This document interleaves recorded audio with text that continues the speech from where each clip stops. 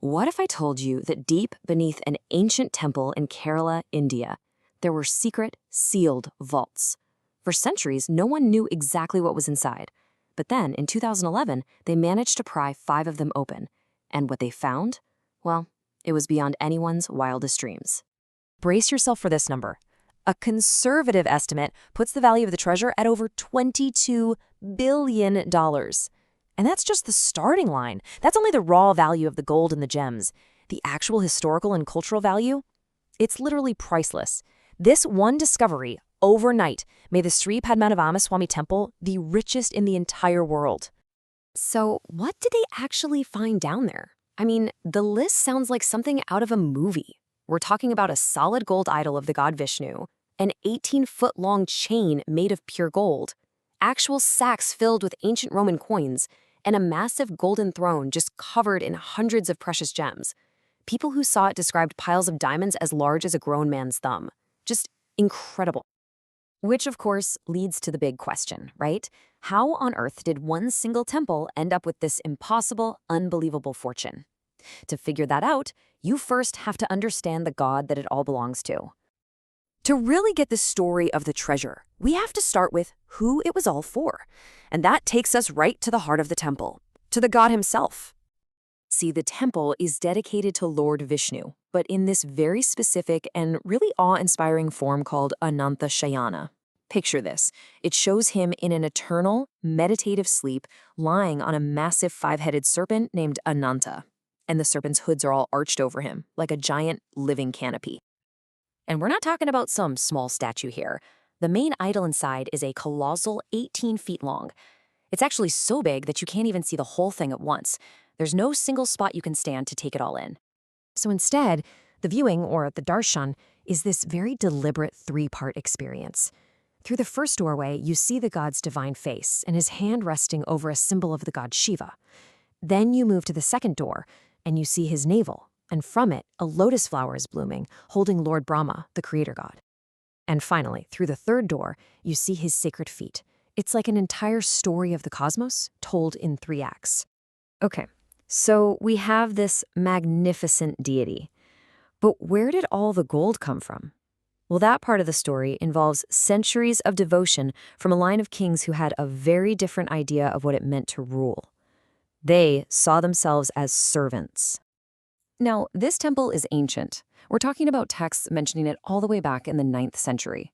But the real game changer, the moment that explains all this treasure, happened in the 18th century.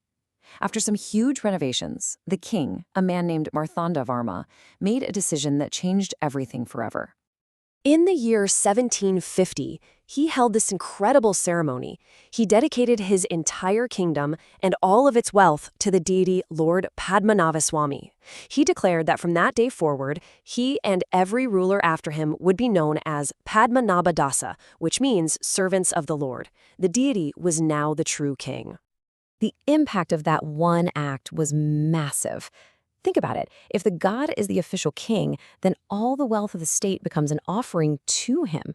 The royal treasury basically merged with the temple vaults. It became one and the same, divine property, completely untouchable and protected for centuries. And this brings us right back to those vaults, because while 5 of them were opened, revealing that mind-blowing treasure, there's one that remains sealed. And this one is wrapped in mystery and some pretty chilling legends. So we have vaults A, C, D, E, and F, where we know there's this incredible hoard of wealth. But then there's vault B. It's different. Its huge iron door is sealed shut, and it's marked with the image of a cobra. It's a clear warning. And what's inside? Nobody knows. It's a total mystery. So why haven't they opened it? Well, this is where the story gets really strange. According to the temple lore, that vault isn't just locked. It's supernaturally sealed with a powerful spell, a Naga Bandham or snake spell. The legends say it's guarded by divine cobras, and that the only way to open it safely is for a special sage to chant a secret counter mantra. Try to force it open? They say it will bring disaster. And here's where it gets a little eerie. The man whose lawsuit actually started this whole process of opening the vaults, he died suddenly and unexpectedly in July 2011. It was just a few weeks after the first treasures were revealed.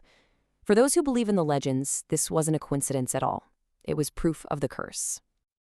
But if we only focus on the gold and the legends and the curses, we're kind of missing the whole point.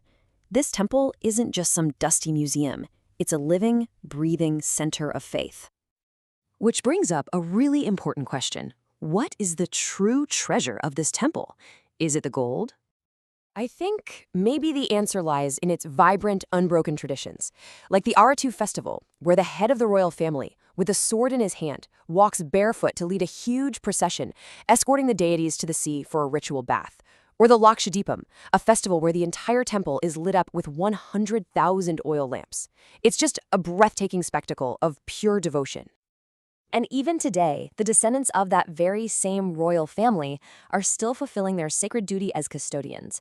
They are a living, breathing link to that declaration from 1750, still serving as the Padmanabhadasa. So ultimately, the story of this incredible temple leaves us with a pretty deep question to think about. Does the real value of a sacred place lie in the billions of dollars of gold it holds in its vaults, or in the centuries of unwavering faith that it inspires? The answer to that? Well, that might be more valuable than any treasure on Earth.